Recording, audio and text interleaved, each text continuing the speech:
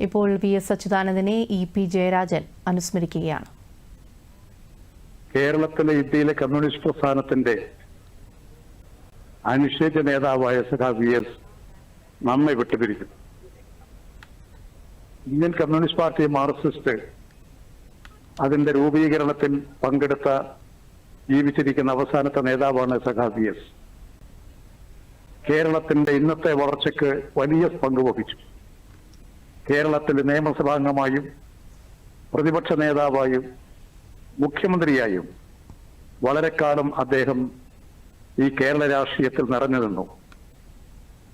വളരെ അടിച്ചമർത്തപ്പെട്ട ജനവിഭാഗത്തിന്റെ, പട്ടിണി കിടക്കുന്ന പാവങ്ങളുടെ, പിന്നോക്ക ജാതിക്കാരുടെ, ഈ നാടിന്റെ ആകെ, ജനാധിപത്യ പ്രസ്ഥാനത്തിന്റെ ആകെ, തൊഴിലാളി കർഷക ജനവിഭാഗത്തിന്റെ ആകെ ഉയർച്ചയ്ക്ക് വേണ്ടി ജീവിതമർപ്പിച്ച മഹാനായൊരു വിപ്ലവകാരിയായിരുന്നു സഖാവ് വി.എസ്.